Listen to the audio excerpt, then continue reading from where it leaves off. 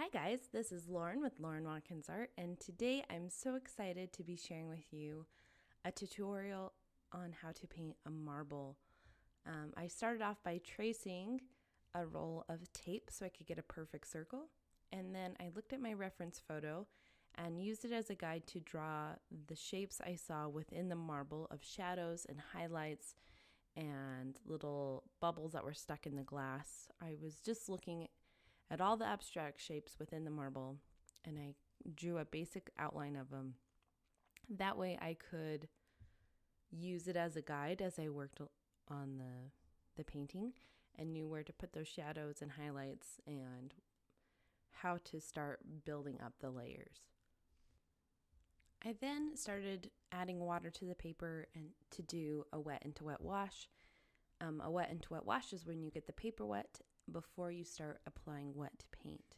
I didn't wet any paper, areas of the paper that I wanted to stay completely white. So I left those areas dry. That way I didn't have to worry about paint flowing into spots that I didn't want it to go. I then started off with really light layers of blue paint. I believe this one's a mixture of cobalt and phthalo blue. And once I got a nice base layer of blue, I then went on to add a little bit darker of a blue color, and I'm gradually building up the darkness in the picture. Now, one thing I struggled with on this painting is the type of paper I was working on. I'm working on Strathmore 400 watercolor paper, and that's like a student grade watercolor paper. That's pretty nice. But one hard thing with it on this painting is, since it's not 100% cotton, it doesn't hold the moisture as long. So when you are trying to do a wet into wet wash, it can dry pretty quickly.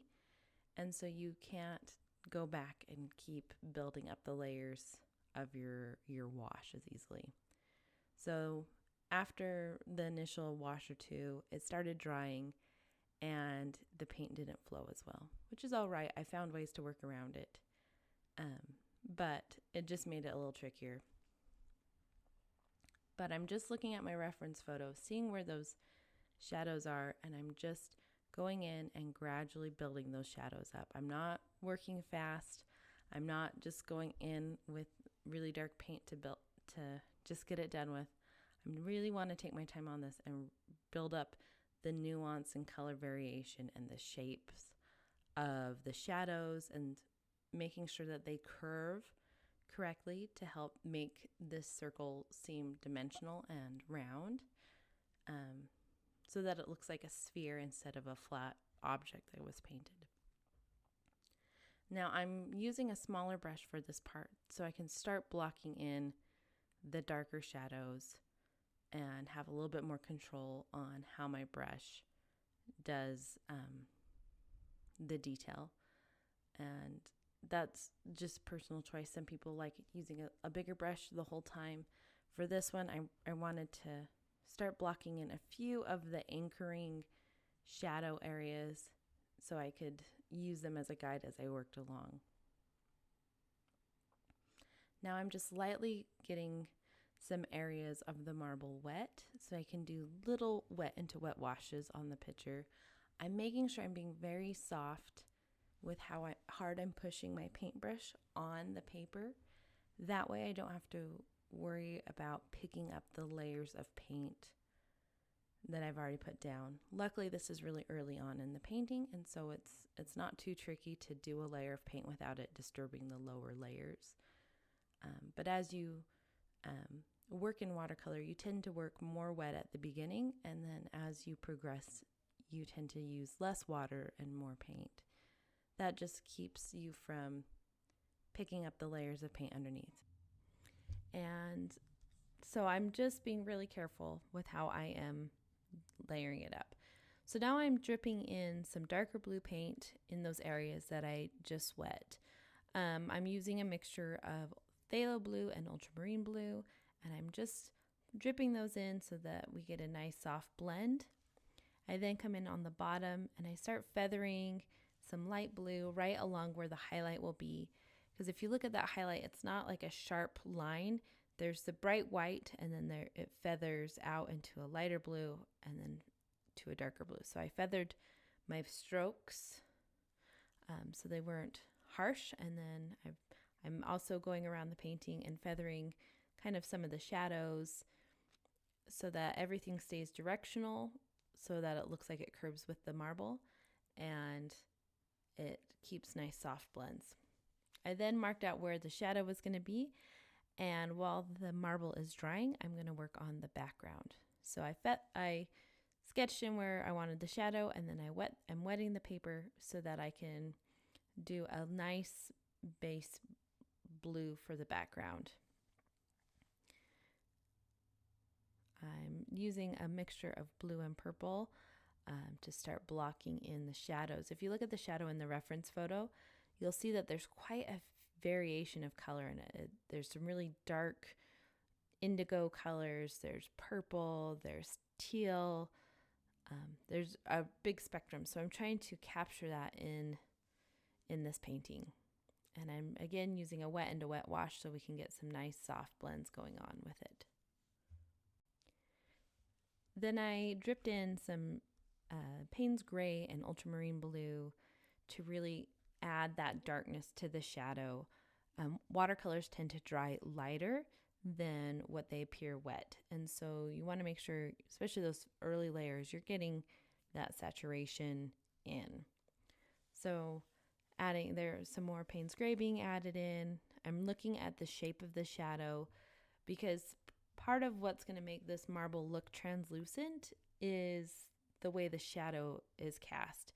So you can see how the light is shining through the shadow, and so there's a bright white spot in the middle, and you get the variation of color within the shadow.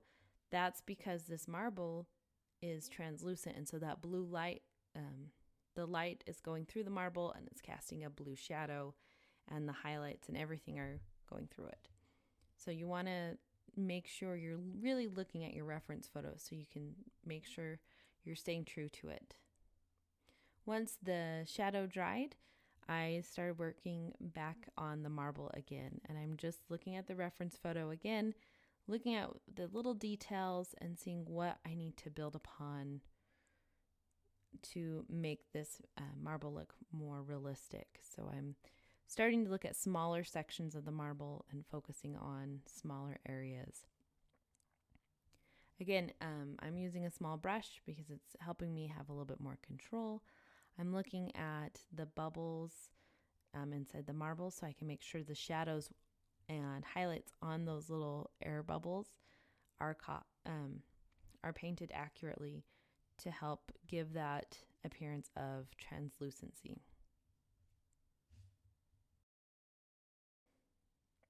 So I'm just coming in and adding another layer of dark blue to the cast shadow. That way I can get a full spectrum of value in the picture. Once I was done with that, I started wetting the background again so I could start adding more background color. It's hard to tell with the first layer I did in the video, but it was a light blue. But I decided I wanted the background to be just a little bit darker. That way the highlights in the marble stood out even more, because it wasn't competing with the white background. And it could also help create more sense of depth and space in the painting by making it look like it's sitting on some kind of table. And I just did the table just a light blue color. It's very subtle. I didn't want it to distract from the marble. I just wanted it to help create that sense of the marble sitting on something and there's some space behind it. This picture is kind of fun to do because it's basically a monochromatic color scheme. I do add violet and I add a Payne's Gray, but Payne's Gray is just like a black blue color, so it fits within the colors that we're using. It makes it really fun though, because instead of focusing as much on mixing to get the perfect skin tone or the perfect hair colors or any of those things, you can just focus on layering different shades of blue. All the colors work together with a lot of harmony, and it just makes it easier to focus on the details and the value instead of being distracted by trying to get the color correct. Now I'm taking my little brush and I've been adding some more details that I see within the painting. So I saw some kind of curved lines. I don't know if there's scratches or imperfections within the glass inside of it, or reflections, but there were some lines going a different direction that I added. I've been looking at how the transitions between highlights and shadows are and kind of shaping those. And I'm just really trying to focus on the reference photo. I'm going to sound like a broken record for this painting because it's just a lot of the same process over and over and over again, just building it up gradually. This painting has been a really good exercise for me as a watercolor artist. The last few years, a lot of my commissioned work has been more focused on soft pastels, which I absolutely love using soft pastels. But it's been fun to come back to watercolor. This painting and some of the other paintings I've been working on recently are for a watercolor class I've been teaching at my local university. And it's been fun to kind of get back into watercolor, especially because I didn't do any art for several months this summer as we were packing up and moving to another state. And then we jumped right into a remodel and building my studio space. And there just wasn't space or time to paint anywhere. Our whole house was pretty much, the inside was demoed and under construction, and we didn't even have a spot to eat or running sinks for a few weeks. So it's just been a little bit chaotic, and so it's been fun to get back into painting and to remember different techniques and to build up those skills again.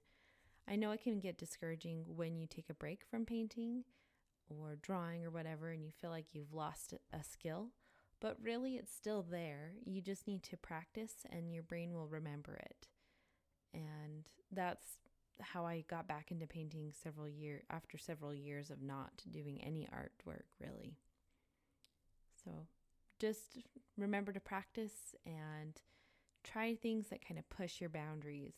So doing something translucent or doing something really hyper detailed, more than what you normally work in, or trying to paint more loosely instead of hyper detailed. Try to do the minimum amount of strokes and things like that, and see if you can get the impression of what it is by just minimal amount of strokes. All of those types of things help develop our skills as artists and help us push the boundaries of our skill level. So again, I'm just adding more layers, looking at my reference photo, focusing on smaller and smaller areas of the marble and smaller details as I work. And then I kind of take a step back and see what the whole thing looks like together and then adjust from there. One thing I did a lot in this painting was apply paint to an area and then clean out my brush and use a clean, damp brush to help blend and spread it out, especially since I couldn't do a lot of wet into wet washes and the paper didn't stay wet. I had to get a little creative about how I blended my paints. And you'll see me, I kind of jump back and forth on which brush I'm using. It kind of depends on the area. So in the bigger areas like the background and the cast shadow, I'm using a bigger brush. I'm adding a little bit of violet to the kind of horizon line of the picture just to help create a little bit of variation. And then I use my bigger brush to kind of scrub out some areas of the paper with clean water. Those are the areas that I needed it to be a little bit more highlighted, or the blending wasn't very smooth, and so I'm kind of scrubbing it out with my paintbrush to just bring back the highlights and the soft blends of the paper. And then I just take a clean paper towel and I just dab it up the areas that I scrub, and I'm just really being aware of where I'm doing this at. I kind of switch brushes, so this time I'm using a filbert to scrub in specific areas. That's just to help create different shadow shapes or highlighted shapes, and make it easier for me to do that. My filbert brush is also kind of worn out, and a little bit stiffer, and so it's easier to scrub areas out.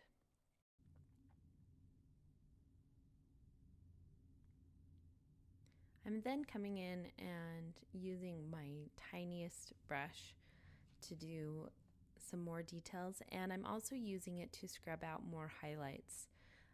That way I can get really fine highlights scrubbed out, and help get those really fine details, and then I'm using it to add some dark details to the painting as well.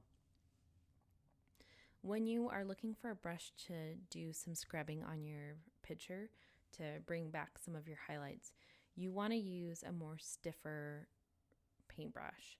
So natural hair brushes aren't like natural squirrel that you see a lot of times in watercolor paintbrushes. It's too soft. You can't scrub your paints very well with it. These are synthetic Taklon bristled brushes, and so they work really well for it. But you also have to be more careful when you're layering your paints, because it can disturb the layers underneath, and the synthetic hairs don't typically hold as much water. So just something to keep in mind. There's different pros and cons to having a stiffer paintbrush in watercolor versus having a lighter paintbrush. Also, your ability to scrub out highlights and bring back the white of your paper also depends on the paint you're using. Certain paints, like the phthalo colors, tend to stain really easily, and they stay in the paper, and so you can only bring back so much of the white. Whereas other colors that are more granulating, like ultramarine or the cobalt, they tend to scrub off easier, and you can bring back the highlights. Now I am using a gel pen to bring back just the tiny little highlights and details for this picture. I am not always a huge stickler on being a purist watercolor artist. Lots of times in watercolor,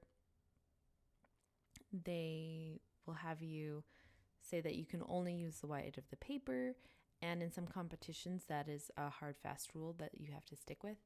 But I'm all right with using a gel pen for something that's non-archival.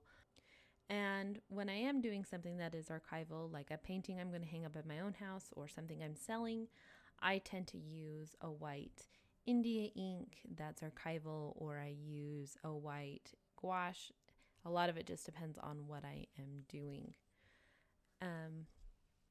I just try not to stress too much about whether the white of the paper has been preserved.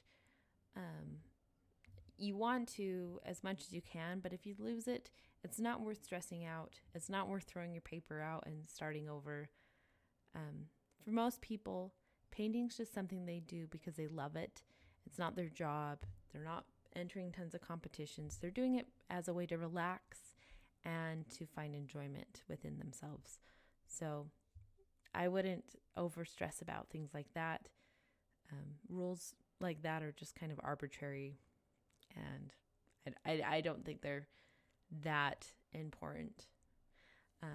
But now I'm just looking at more details, more highlights that need to be brought back, taking a step back from my picture, looking at it from a distance, and then coming back and looking at it close up again and seeing what needs to be adjusted and tweaked and what little details need to be brought back. Now, this picture I'm doing isn't photorealistic. It doesn't look exactly like my reference photo, but I do use my reference photo as a guide. But I'm reaching a point in this painting where I need to look at things based off of what the painting needs. What does it need versus is it exactly like the reference photo? Since I'm not trying to create a photorealistic piece, I'm just trying to make a painting that looks good and is believable. I want people to know that it's a marble, not like a basketball. So there reaches a point in your paintings where you have to look and see what your individual painting needs versus what your reference photo says. That's just part of creating a more harmonious painting. That's part of creating something that looks like it goes together. Another thing I tend to do at the end of a painting is I tend to take a photo of the painting, and I turn it black and white on my phone just using like the basic editing apps, and then I can see what needs to be adjusted. Turning it black and white, you get rid of the color distraction and you can focus purely on values. And you can see what needs to be made lighter, what needs to be made darker, what midtones need to be adjusted. It's especially helpful when you're doing a painting with lots of different colors and a lot of different elements. This picture is really fun to do because since it's just blue, it's a little bit easier to gauge what things are light enough and what things are dark enough.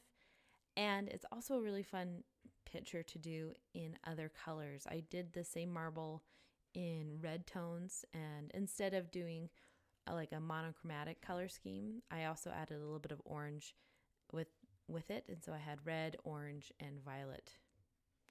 And so I messed around with the color that way, but the colors still went together and it still made it a really fun piece to experiment with value and really push what I can do as an artist. And we are on the final stretch of this picture. I hope you found this video helpful in helping learn how to paint translucent objects, and I hope it helps you as you develop as an artist. Hope you have a great day, and I will see you next time. Bye.